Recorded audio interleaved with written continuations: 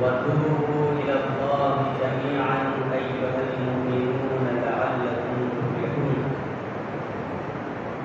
وقال النبي صلى الله عليه وسلم: التائب حبيب الله.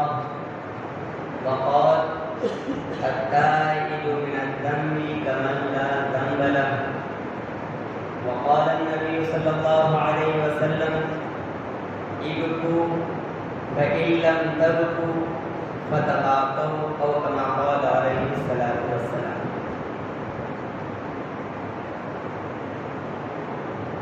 قابل صدر احترام بزرگان دین اور معزز سامعین،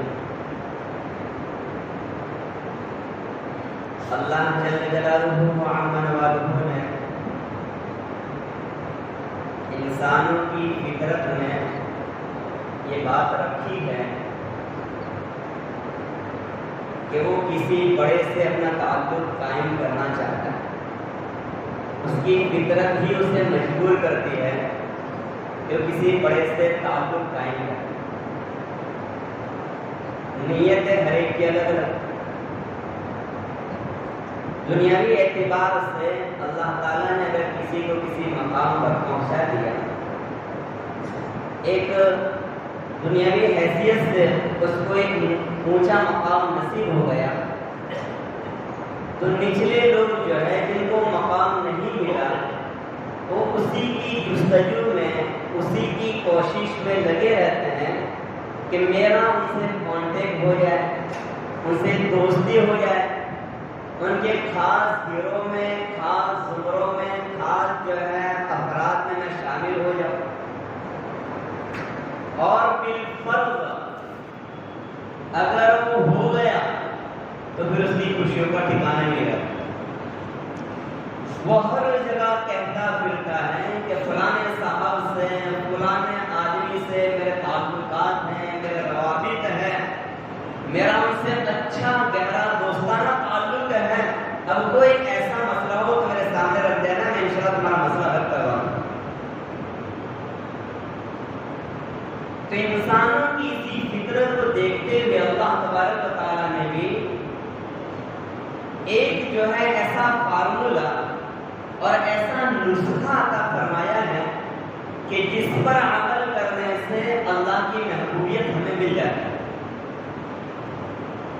اور حقیقت میں میرے بزرگوں یہی ہے کہ دنیا میں انسان جو ہے کتنا ہی بڑے بلند مقام تک فائز ہو جائے، کتنا ہی اعلیٰ عہدہ اسے مل جائے، عزتوں کی بلندیوں تک پہنچ جائے، پھر بھی انسان جو ہے لاچار اور مجبور ہے.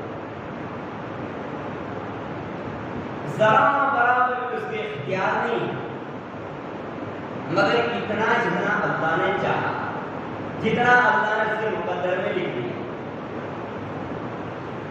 کتنی زیادہ جو ہے سپر طاقتوں کا مالک ہو جائے اور ساری فورس اس کے اشارے پر چلنے والی ہو جائے، ساری جو ہے ظاہری طاقت اس کے ہاتھ کے اندر ہو، پھر بھی اللہ کے حکم کے آگے اس کی ساری طاقتیں فیل اور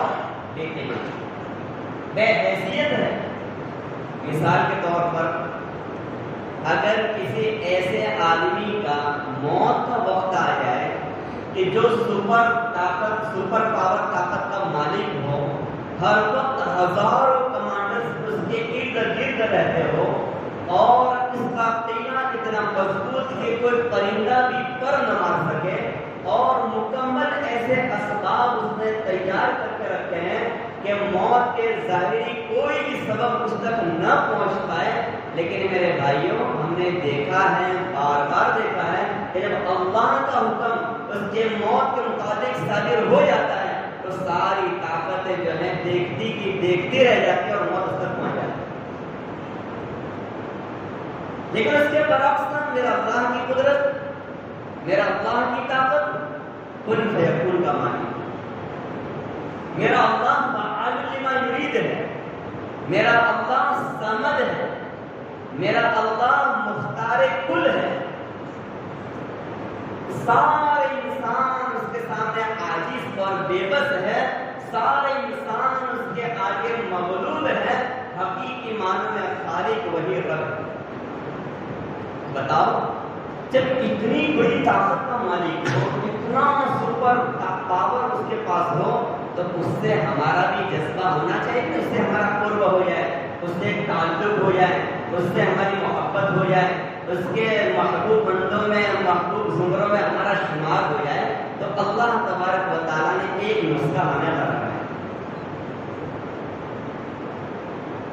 اس نسخے کو دھیان سے سننا ہے، اس پر عمل کرنا ہے۔ کریں گے انشاءاللہ؟ عمل کے بغیر تو کچھ نہیں ہے۔ زندگی آمد برائے بندگی، بے بندگی زندگی شرمندگی۔ تو اللہ تبارک و تعالیٰ نے اپنے کلام پاک میں ارشاد فرمایا ان اللہ یحب التوابین، کہ اللہ تبارک و تعالیٰ تو ایسے افراد کو پسند فرماتے ہیں، ایسے لوگوں کو اللہ اپنا محبوب بناتے ہیں جو توبہ کرنے والے ہیں، کثرت سے توبہ کرنے والے ہیں۔ ایسا نہیں مہینے 2 مہینے میں ایک مرتبہ ذرا سا مسجد میں جلدی آ گئے تو اللہ میری توبہ، اللہ مجھے معاف کر دے، مجھے معاف کر دے، اس بات ختم، دل دماغ کہیں اور ہو، ہاتھ اللہ کے سامنے اٹھے ہوئے اور توبہ کی بھیک مانگ رہے ہو۔ نہیں، کثرت سے توبہ مانگنے والا ہو، کثرت سے اللہ کی طرف رجوع ہونے والا ہو، کثرت سے وہ تائب ہو، تو اللہ تبارک و تعالیٰ نے اس کو یہ تمغہ سنا دیا، اللہ نے اس کو یہ پیغام دیا کہ تو میرا محبوب ہو گیا۔ اسی لیے میرا آقا صلی اللہ علیہ وسلم نے فرمایا التائب حبیب اللہ، توبہ کرنے والا اللہ کا محبوب ہو جاتا ہے۔ اچھا، ہم اللہ کے محبوب ہو گئے، اللہ نے اپنی محبوبیت ہمیں عطا کر دی، اللہ کے مخصوص اور محبوب بندوں میں ہمارا شمار ہو گیا، تو اللہ تبارک و تعالیٰ ہمارے ساتھ کیا معاملہ فرمائیں گے؟ اب دھیرے دھیرے جو ہے اللہ تبارک و تعالیٰ گناہوں کی عادتوں سے اس کو دور کریں گے اور نیکیوں کی طرف اللہ اسے آمادہ کریں گے۔ گناہ زندگیوں سے ختم ہوتے چلے جائیں گے، قساوت قلبی ختم ہوتی جائے گی، دل کی تاریکی ختم ہوتی جائے گی، دل کی ظلمت ہٹتی چلی جائے گی۔ اس کے بعد اللہ تبارک و تعالیٰ اسٹاپ بائی اسٹاپ اس کو جو ہے اپنے ولیوں کے زمروں میں شامل کر دیں گے۔ ولی بننا بہت آسان اللہ نے رکھا ہے، ولی بننا بہت آسان رکھا ہے۔ گناہوں سے اپنے آپ کو بچانا شروع کر دو، ولی بن جاؤ۔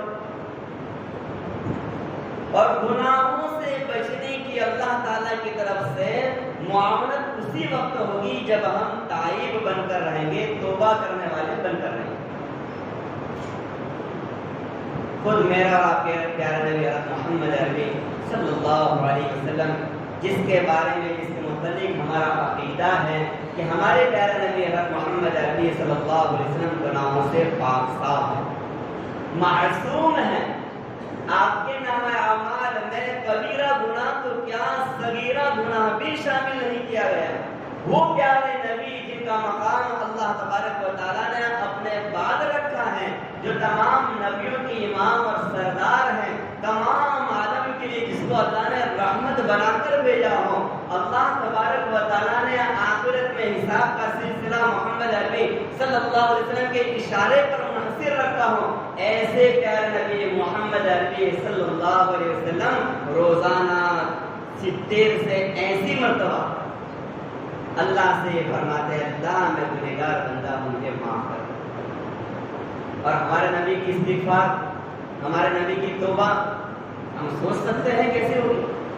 استغفر اللہ استغفر اللہ استغفر اللہ استغفر اللہ استغفر اللہ، ایسے نہیں، دل کی گہرائیوں کے ساتھ اللہ سے یہ فرماتے ہوں گے کہ اللہ میں تیرا بڑا گنہگار بندہ ہوں، مجھے معاف کر دے۔ ما عبدناک حق عبادتی، اے اللہ میں آپ کی جیسی عبادت کا حق ہے وہ کر ہی نہیں سکتا، مجھے معاف کر دے۔ میرے بھائیوں، میرے دوست بزرگوں، کئی مہینے گزر جاتے ہیں، ہمیں یہ موقع نہیں ملتا کہ چلو 5 منٹ پہلے اذان سے پہلے پہنچ جاؤ اور 5 منٹ آج تو میں اللہ سے اپنے گناہوں کی معافی مانگوں، گناہوں کی معافی مانگوں۔ گناہوں سے معافی مانگنے کی عادت بنانی چاہیے.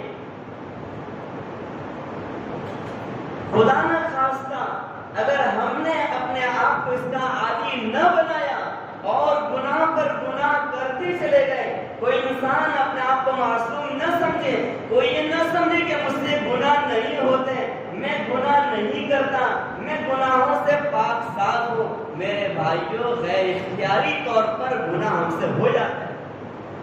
اس لیے تو کہا ہے نا، ہم تو گناہوں کے پتلے ہیں، شب و روز ہمارے گناہوں میں لگے رہتے ہیں. اب گناہ کی عادت نہ بنائی، گناہ کرنے کا توبہ کی عادت نہ بنائی اور توبہ کا مزاج نہ بنایا تو گناہ کرنے پر دل پر سیاہ نقطہ لگ جاتا ہے. ایک گناہ کیا، ایک نقطہ لگ گیا، دوسرا گناہ کیا، دوسرا نقطہ لگ گیا، تیسرا گناہ کیا، تیسرا سیاہ نقطہ لگ گیا. دھیرے دھیرے دھیرے میرے بھائیوں دل بالکل سیاہ اور گندا اور تاریک ہو جاتا ہے، بالکل کالا ہو جاتا ہے.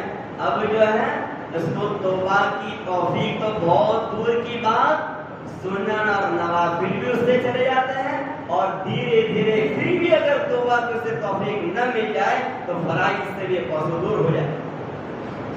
ہم دیکھتے ہیں نا بھائی، آدمی تو نمازی تھا، بے نمازی کیسے ہو گیا؟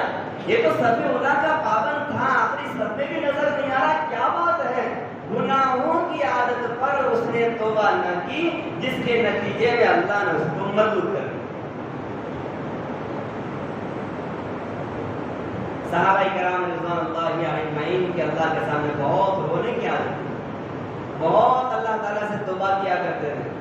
میرے بھائیوں، میرے دوست بزرگوں، کم سے کم ہم جو ہے دن میں پورا 24 گھنٹہ ہم گھر والوں کے پیچھے، دنیا کے پیچھے لگے رہتے ہیں.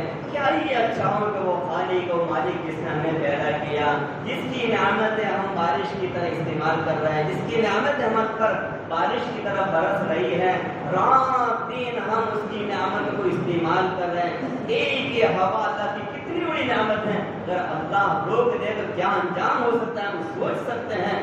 ہمیں جو ہے اس کا اچھی طرح احساس ہے کہ کووڈ کے دور میں اللہ نے اپنے ہوا کا سنتولن تھوڑا سا موڑ دیا، اس میں کتنا زیادہ ماحول خراب ہو گیا، آدمی جو ہے ہوا کے لیے، آکسیجن کے لیے پریشان ہو گیا. میرے اللہ کی اتنی ساری نعمتیں مجھ پر ہے تو پھر میں کیوں اللہ کے لیے 2-5 منٹ استغفار و توبہ کروں؟ کم سے کم 5 منٹ تنہائی میں آ کر، مسجد کے کونے میں آ کر بیٹھ کر، یا گھر کے جو ہے کسی عبادت خانہ، گھر میں بھی عبادت خانہ بنانا چاہیے، وہاں بیٹھ کر اللہ کے سامنے ہاتھ اٹھا کر، جیسے ہمارے پیارے نبی حضرت محمد عربی صلی اللہ علیہ وسلم گناہوں سے معافی مانگا کرتے تھے، ہم بھی اللہ سے گناہوں سے معافی مانگے. اے اللہ، میں ان گناہوں سے معافی مانگتا ہوں، میں بڑا گنہگار ہوں، میں بڑا گنہگار ہوں. اللہ تبارک و تعالیٰ تو جو ہے بڑے معاف کرنے والے ہیں. اللہ تبارک و تعالیٰ بہت ہی زیادہ درگزر کرنے والے ہیں. اللہ کی رحمت اللہ کے غضب پر غالب ہے. اللہ کی رحمت اللہ کے غصے سے بہت زیادہ وسیع ہے. موسیٰ علیہ السلام نے ایک مرتبہ اللہ سے پوچھا، کلیم اللہ تھے، اللہ سے بات چیت کیا کرتے تھے، اللہ سے پوچھا کہ میرا اللہ، اگر جو ہے کوئی نیک عبادت گزار آپ کو یا اللہ کہہ کر پکارتا ہے تو آپ کس طرح جواب دیتے ہیں؟ اللہ نے فرمایا، میں اس کے جواب میں کہتا ہوں لبیک، میرا بندہ میں حاضر خدمت ہوں، فرمائیے کیا درخواست ہے، کیا عرض ہے، آپ کی جو تقاضے ہیں پورا کرنے کے لیے میں آپ کے حاضر خدمت ہوں.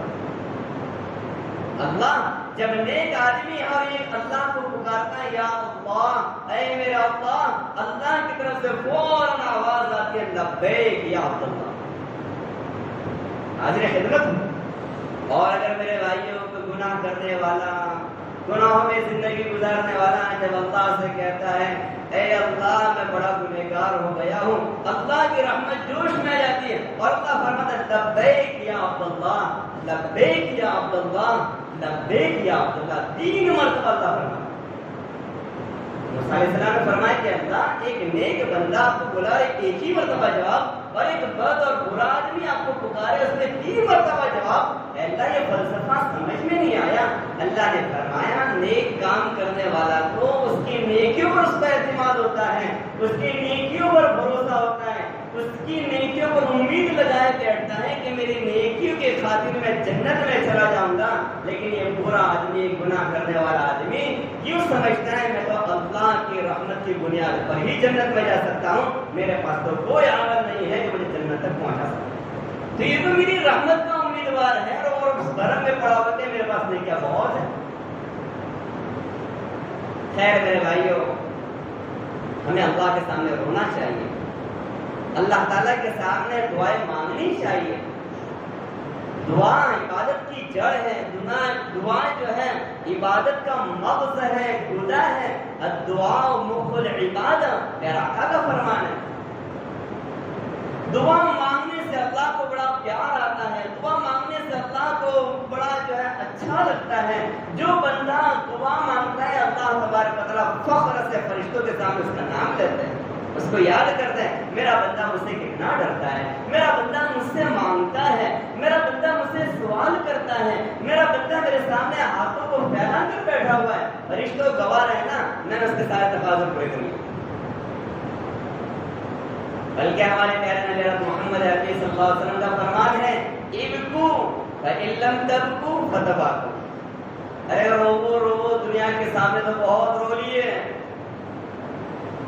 دنیا کے غموں پر تو بہت رونا آیا، دنیا کی تکلیفوں پر بہت رونا آیا، ارے اللہ کے سامنے رونے والے بن جاؤ، یہ اصل رونا ہے، یہ قیمتی رونا ہے، یہ ایسا رونا ہے کہ اللہ کی جہنم کو مٹا دیتا ہے، آگ کو ختم کر دیتا ہے، معمولی نہیں ہے۔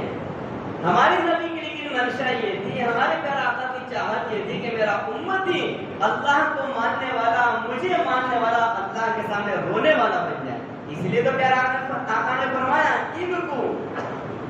لیکن میرا اللہ جانتے تھے، میرے نبی جانتے تھے کہ دنیا میں انسان کے دل واسطے بہت سخت ہو جائیں گے، ہو سکتا ہے اس کو رونا نہ آئے، تو فرمایا کہ چلو کوئی بات نہیں، رونا نہ آئے تو رونے کی شکل ہی بنا لینا، ہو سکتا ہے اس پر بھی اللہ کو ترس آ جائے، رحم آ جائے، اس پر بھی اللہ کو رحم آ جائے۔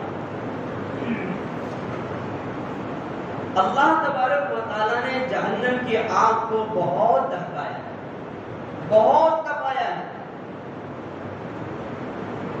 اللہ تعالیٰ نے 1000 سال تک اس کو جو ہے تپایا یہاں تک کہ وہ سفید ہو گئی، پھر 1 سال تک اس کو 1000 سال تک اس کو تپایا گیا تو پھر وہ سرخ ہو گئی، پھر 1000 سال تک اس کو تپا گیا وہ سیاہ ہو گئی، اور جہنم کی آگ سیاہ ہے اور ہمیشہ سیاہ ہی رہے گی۔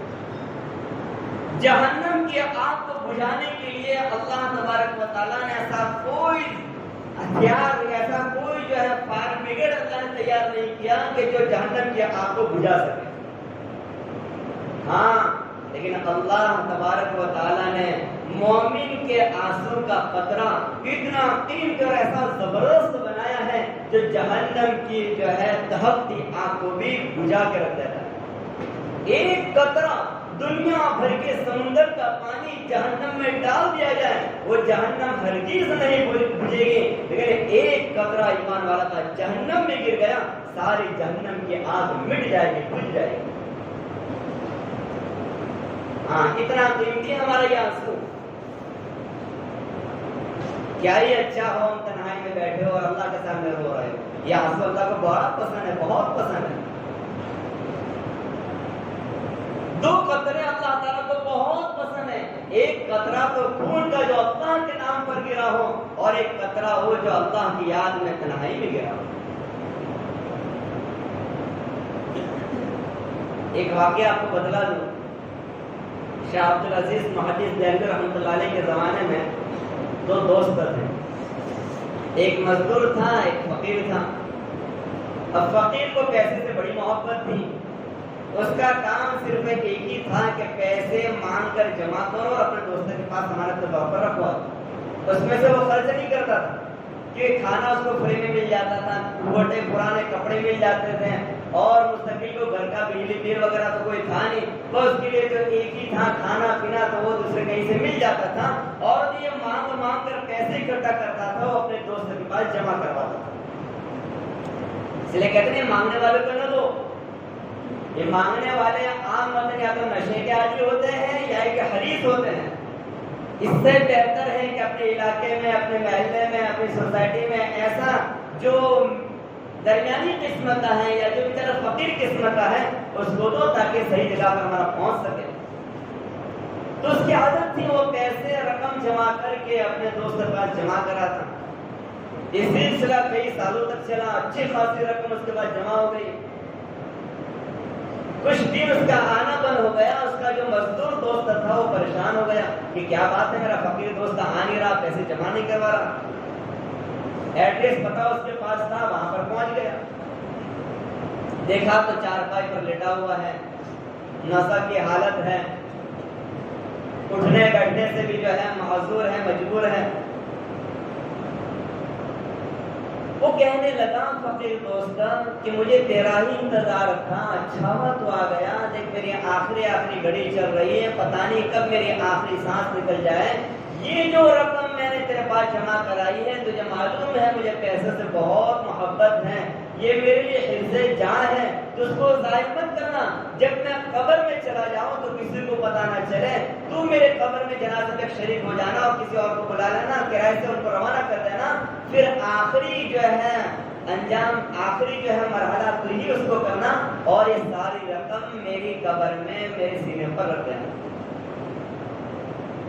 وصیت تھی اس کے دوستوں کا، ٹھیک ہے میں تیری وصیت پوری کر لوں گا. خیر اس کا انتقال ہو گیا، قبر میں اس کو دفنا دیا گیا. اب اس نے وہ رقم بھی جو ہے ساری کی ساری اس کے سینے پر رکھ دی. چند دنوں کے بعد یا چند مہینوں کے بعد اس کے اندر یہ داعیہ پیدا ہوا، یار اتنی بڑی رقم جو ہے وہ تو قبر میں چلا گیا، اب وہ تو ہڈی پسلی سب ختم ہو گئی ہوگی اس کی. اب یہ پیسے اگر میں لے لوں تو کسی کام میں آ جائے یا کہ میرے کام میں بھی آ جائے کہ میں مزدور ہوں، میں تنگ دست ہوں. اسی کو سوچ کر وہ جو ہے تنہائی میں قبرستان چلا گیا.